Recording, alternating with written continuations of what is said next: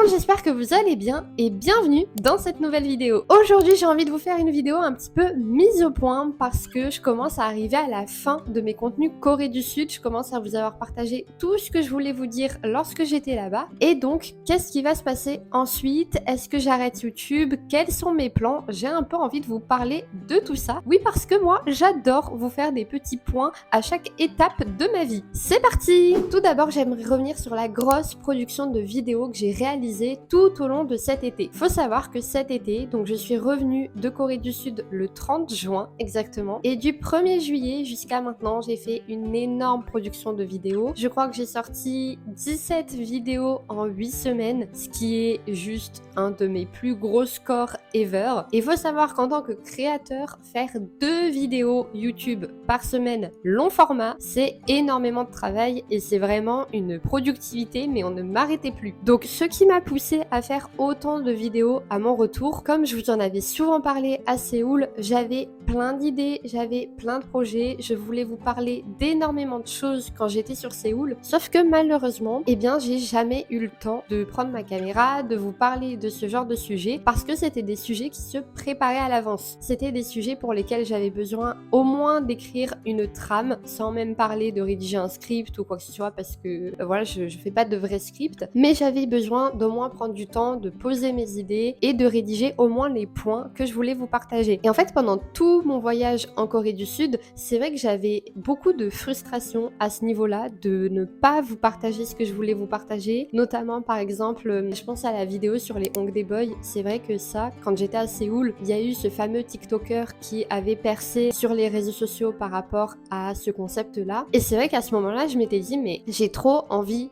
de parler de tout ça avec vous parce que c'est pas du tout le ressenti que moi j'ai en tant que personne qui vit à Séoul sur une longue durée. Je pense également aussi à la vidéo Mon corps change et personne ne m'avait prévenu. Comme je vous dis dans cette vidéo, je vous invite à aller la voir. Il m'est arrivé plein de choses sur Séoul, comme le dit le titre, personne ne m'avait prévenu, donc je voulais vraiment vous en parler, ça me tenait vraiment à cœur. Et concernant toute ma série Mes bonnes adresses, je voulais vraiment partager cette série-là parce que pendant tout mon voyage à Séoul, je suis pas quelqu'un qui mange énormément de nourriture asiatique. Je suis pas quelqu'un qui mange des nourritures trop différentes de ce que j'ai l'habitude de manger. Et pour moi, ça, c'est un vrai, je dirais pas un vrai problème, mais c'est un vrai obstacle, on va dire. Très souvent, je me suis dit, mais je dois pas être la seule à être assez difficile. Autour de moi, par exemple, en France, qui n'est pas végétarien, qui mange sans gluten. Il y a vraiment plein de spécificités concernant la nourriture. Et je me suis dit que pour une fois, ce serait trop intéressant de vous partager des adresses de nourriture européenne à Séoul. La nourriture, c'est quelque chose qui peut être très compliqué à gérer et dont on a besoin tous les jours parce qu'il y a 3 repas par jour, c'est énorme. Et même si on mange de tout, on peut apprécier avoir des adresses auxquelles on peut se fier, qui ont des goûts plutôt similaires à ce qu'on connaît. Tout cet été, et c'était ce que j'avais prévu quand j'étais déjà en Corée du Sud, je m'étais dit à mon retour, je savais que juillet-août, c'est pas la meilleure période pour chercher du travail, surtout dans mon domaine. Je m'étais dit, je vais à fond travailler sur YouTube, je vais à fond vous partager tout ce que je voulais vous dire et je suis trop contente d'avoir réussi. J'avais fait un planning de 2 vidéos par semaine que j'ai tenu jusqu'à maintenant, j'ai tenu tout mon planning, donc je suis vraiment hyper fière de moi, je suis hyper contente parce que comme je vous dis, ça demande un rendement qui est énorme et une productivité qui est énorme et surtout je suis hyper soulagée de vous en avoir parlé. C'était vraiment quelque chose qui tournait en boucle dans ma tête depuis des mois et donc là le fait d'avoir enfin sorti tout ce que j'avais à dire de ma tête, ça me permet d'y voir beaucoup plus clair, de pouvoir avancer en fait et de vous parler d'autres sujets, de vous parler d'autres choses. Donc ça m'a vraiment fait énormément de bien.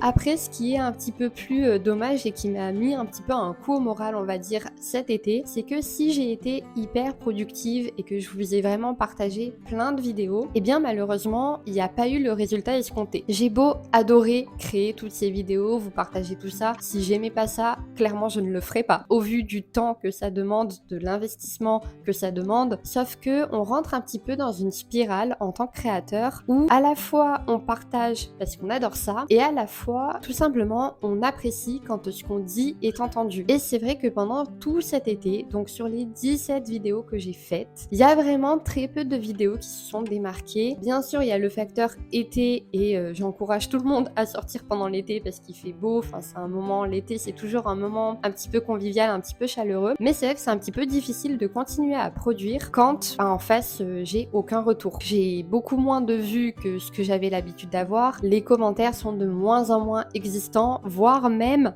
plus du tout. J'ai vraiment eu une période de remise en question où je me suis dit, mais attends, pour moi c'était hyper important de vous partager tout ça parce que je pense que c'est utile, que c'est intéressant et surtout il faut que je sorte toutes ces idées de ma tête. Mais bon bah si ça vous plaît pas, c'est bien de le faire pour moi, mais si ça vous plaît pas, la finalité est un peu frustrante quoi. Donc effectivement, j'ai eu sur la fin, là, à la fin de mon planning de vidéo, un petit moment de remise en question et de est-ce que vraiment ça vaut le coup que je continue? Alors, bien évidemment que je vais continuer à vous partager des vidéos YouTube parce qu'encore une fois, j'adore faire ça. YouTube, c'est ma safe place, donc je suis pas prête d'arrêter. Maintenant, est-ce que c'est dans un rythme de 2 vidéos par semaine? Clairement, je ne pense pas. Et donc, pour faire une bonne transition à mon point suivant, comme je vous l'ai dit en début de vidéo, et bien voilà, je commence à arriver à la fin de mes sujets Corée, tout simplement. J'ai partagé tous mes vlogs en Corée du Sud lorsque j'y étais. Honnêtement, j'ai plus de rush à vous partager. Je vous ai également partagé pratiquement toutes les idées que je voulais vous partager, que ce soit sur ce qui a changé, mes ressentis, mes expériences, mes bonnes adresses, mes recommandations. Voilà, je commence vraiment à arriver au bout du sujet Corée. Je crois qu'il me reste 3 ou 4 vidéos à vous partager à propos de la Corée du Sud, mais après, soit j'ai pas encore les idées par rapport à ce sujet-là, soit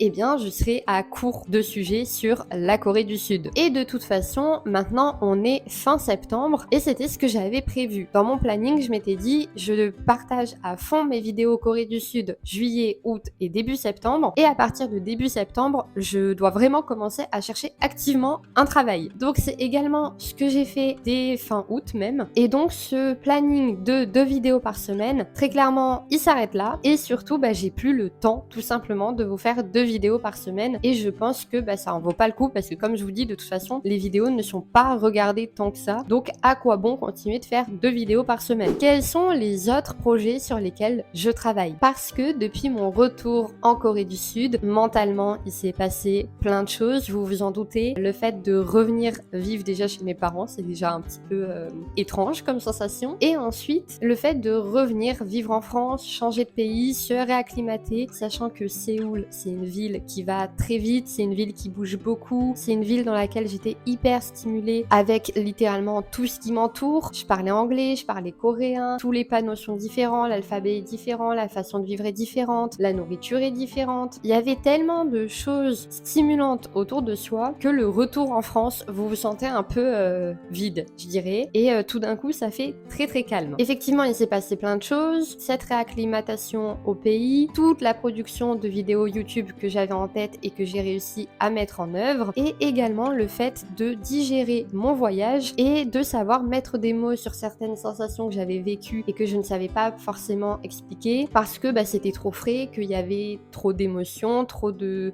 choses en tête. Et donc le fait de prendre un petit peu de temps pour digérer tout ça, ça fait aussi du bien et je pense que c'était très nécessaire. Et ce temps-là m'a permis de beaucoup réfléchir et de vouloir reprendre en main de nombreux sujets que j'avais mis de côté en partant en Corée. Et pour ça, il faut remonter un petit peu le temps. Je sais pas si vous vous souvenez, mais avant de partir en Corée et avant de vous partager tous mes vlogs Corée du Sud, j'avais commencé, même bien entamé certains projets, notamment le premier qui était la réalisation d'un site web. En fait, en 2024, j'avais eu comme idée, suite à mon voyage en Corée du Sud en 2023, de créer un site internet sur lequel je vous partageais toutes les infos pratiques pour préparer votre voyage en Corée du Sud. Il y a également les lieux les plus emblématiques à visiter. Il y a aussi plein d'activités à faire, notamment les photobooths, les nollebang, porter un hanbok. Voilà, il y a vraiment plein d'informations. Avec du recul, je trouve que j'avais vraiment fait du bon travail d'ailleurs. Je m'étais dit, je vais faire ça maintenant, je vais l'alimenter avec tout ce que j'avais à raconter suite à mon voyage en 2023 en tant que touriste. Et je m'étais vraiment dit, je le fais au top par rapport à toute ma connaissance de la Corée du Sud à ce moment-là, et puis quand je partirai en Corée pour un an, petit à petit je continuerai à l'alimenter. Ce qui dans les faits ne s'est pas du tout passé parce que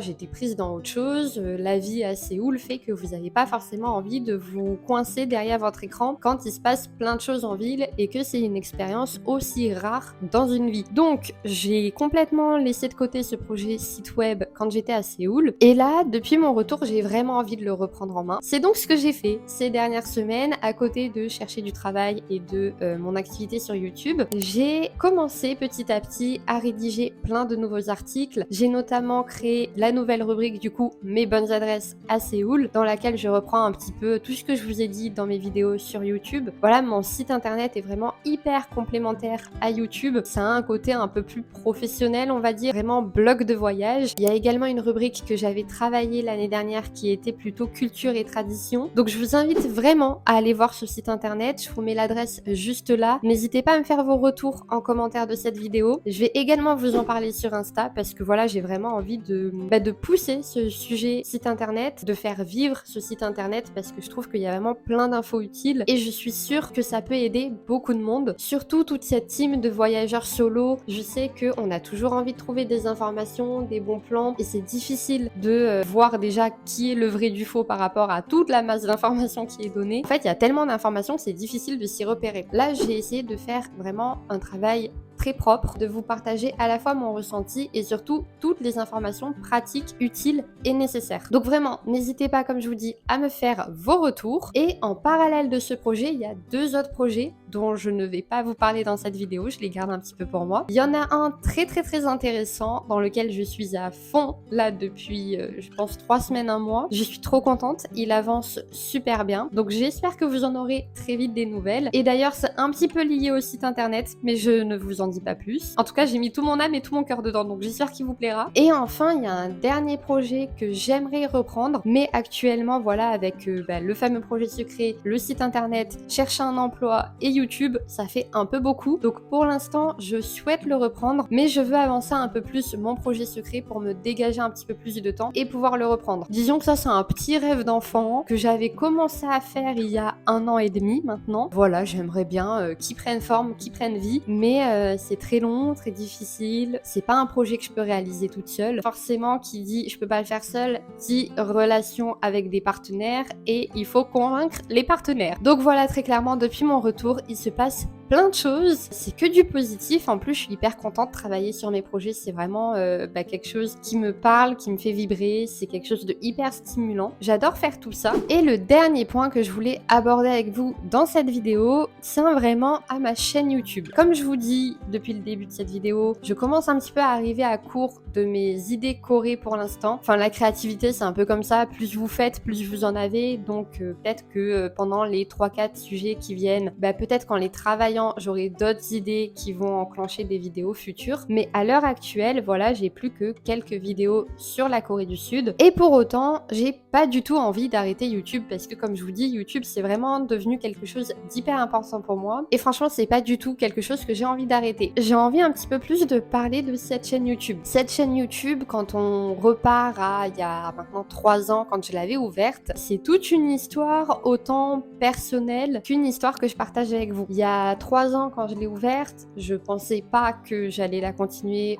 à l'heure actuelle. Je sais pas s'il y a des personnes qui me suivaient quand j'ai commencé il y a 3 ans, mais à l'époque, je me souviens, mes premières vidéos, c'était des vlogs voyage à Toronto et à Montréal. Donc, rien à voir avec ce dont je vous parle actuellement. Entre-temps, je suis passée par plein de sujets différents. J'ai également fait une série sur le Maine-et-Loire parce qu'à cette époque-là, je vivais à Angers, donc j'étais dans la région et je voulais vous parler un petit peu de la région. Et enfin, j'ai commencé à vous parler de la Corée du Sud parce que c'était un sujet qui me tenait vraiment à cœur. Pourquoi j'ai eu autant ce changement de sujet quand j'ai commencé ma chaîne YouTube? Honnêtement, j'avais envie de vous parler de la Corée du Sud parce que c'était un intérêt que j'avais et que je ne pouvais pas partager avec des personnes autour de moi parce qu'elles étaient pas du tout dans cet intérêt. Et donc je m'étais dit, créer une chaîne YouTube va pouvoir me permettre de parler de tout ça, peut-être à des personnes à qui ça va faire écho, mais au moins voilà, le fait de mettre des mots à haute voix sur certains sujets, comme je vous dis, ça vous fait sortir des idées de la tête et c'est toujours hyper intéressant. Et c'est vrai qu'au début, j'ai pas osé, tout simplement. Très clairement, j'avais pas le courage de parler de la Corée du Sud. Je voyais tout ce qui se faisait sur les réseaux sociaux par rapport au Coréabou. Je sais pas pourquoi, j'ai l'impression que la Corée du Sud, c'est un intérêt qui a autant de bienveillance et d'amour que de haine et de commentaires un peu malveillants. Alors je pense que c'est un peu comme ça pour tous les sujets, mais comme je suis intéressée par la Corée, on va dire que je le vois beaucoup plus. Et même comme autour de moi, à cette époque-là, je savais que les gens n'étaient pas spécialement intéressés par la Corée, les dramas, la K-pop. Et même, j'ai toujours eu un intérêt pour le Japon, les mangas, tout ça. Donc je traîne un peu tout ça de mon enfance qui n'était pas tellement bien vu, on va dire. C'était traité comme assez marginal. Et donc, je voulais pas retomber dans ce marasme un peu de ah mais je suis différente, c'est bizarre. Sachant que c'est pas du tout le cas parce qu'il y a plein de personnes qui aiment ça et qu'en plus à l'heure d'aujourd'hui c'est cool d'aimer tout ça. Donc vraiment le changement de génération, c'est fou. Donc si vous voulez, quand j'ai commencé ma chaîne YouTube, je n'ai pas parlé de la Corée du Sud de suite. C'est venu après et en plus ça m'a permis, voilà, ça m'a mené à des endroits improbables, notamment un an de vie en Corée du Sud. Donc en fait cette chaîne YouTube, outre qu'une chaîne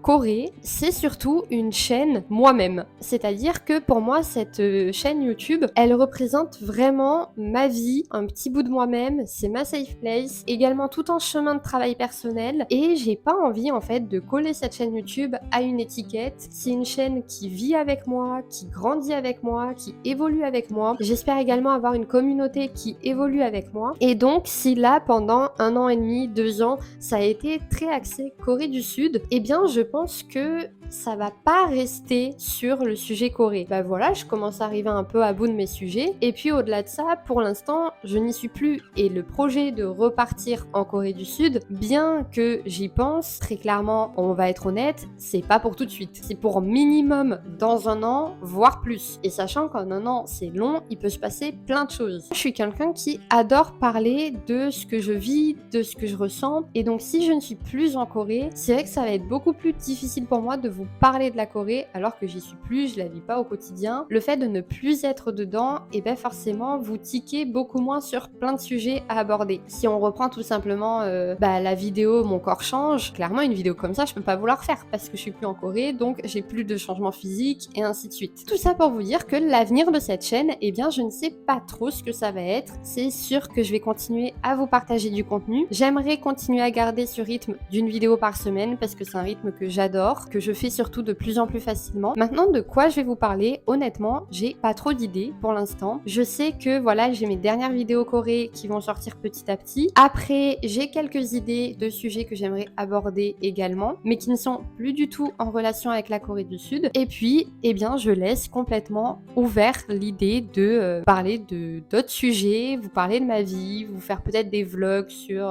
je sais pas, une journée avec moi, un week-end à droite, un week-end à gauche. Franchement, je ne sais pas du tout. Mais voilà, j'ai pas envie d'avoir une étiquette. Ma chaîne, c'est la Corée du Sud. Bien sûr que la Corée du Sud, ça fait partie de moi, comme la Chine. Et puis, c'est un intérêt que j'ai, très clairement. Je suis toujours hyper intéressée par des contenus Corée du Sud, que ce soit la culture, les traditions, la K-pop, les dramas. Il y a vraiment plein de choses qui m'intéressent par rapport au pays. Bien évidemment que j'aimerais y retourner pour avoir une expérience professionnelle. Mais voilà, je pense que je vais laisser un peu libre cours, on va dire, à la créativité. Je pense que cette chaîne YouTube va un peu se diversifier dans les semaines et les mois à venir. Voilà, c'est la fin de cette vidéo. Je pense que je vous ai dit tout ce que j'avais à vous dire. J'ai beaucoup aimé faire cette petite mise au point parce que je trouve qu'on en avait besoin autant vous que moi. Parce que comme je vous dis, je pense que les sujets de cette chaîne YouTube vont un petit peu changer. Cette chaîne YouTube, je vous parle de ce que j'aime. Donc, j'aime la Corée du Sud. Forcément, je vais vous en parler. Il va y avoir des petits rappels. Et puis, comme je vous disais à un certain niveau de cette vidéo, j'ai des projets qui gravitent quand même autour de la Corée du Sud. Notamment le site web que j'ai vraiment envie de faire vivre. Donc, si j'ai envie de le faire vivre, je vais vous en parler de plus en plus régulièrement. Le deuxième projet qui arrivera je ne sais quand, mais qui commence à être bien entamé. De même, je vais vous en parler parce que j'ai envie que ce soit un projet qui fonctionne. Donc voilà, je vais quand même continuer à vous parler de la Corée du Sud, on est bien d'accord. En fait, c'est